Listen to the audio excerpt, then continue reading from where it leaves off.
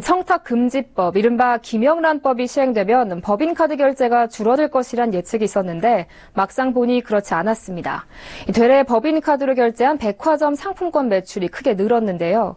김영란법 이후 명절 선물 세트 판매는 뒷걸음질 쳤는데 기업들이 상품권만 유독 사들인 배경에 관심이 모아지고 있습니다. 앵커 리포트입니다. 여신협회와 카드업계에 따르면 청탁금지법 시행 이후인 지난해 10월부터 12월까지 법인카드로 백화점 상품권을 산 금액이 1년 전에 비해 20% 넘게 급증한 것으로 나타났습니다. 같은 기간 개인 신용카드로 결제한 백화점 상품권 구매액은 1.5% 늘어나는 데 그친 것과 대조적입니다. 청탁금지법이 시행되기 전인 지난해 3분기에는 추석 연휴가 끼어 있었지만 백화점 상품권의 법인카드 매출액이 7.3% 늘어나는 데 그쳤습니다. 올 설 연휴에도 백화점의 명절 선물 세트 매출액이 줄어드는데 상품권 매출액만 증가하는 기현상이 나타나기도 했습니다.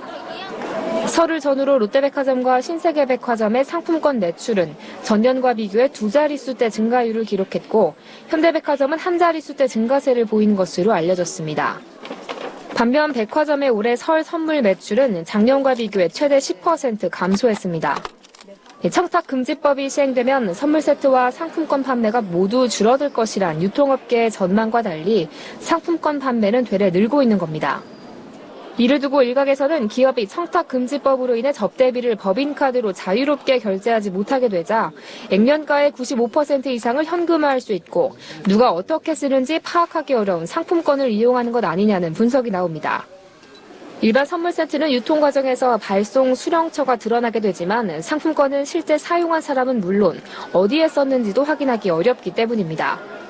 또 대기업이 발행하는 백화점 상품권은 백화점뿐 아니라 호텔, 레스토랑, 리조트 등 계열사와 제휴업체에서도 사용할 수 있어 기업 입장에선 상품권으로 접대비를 지불할 수도 있습니다.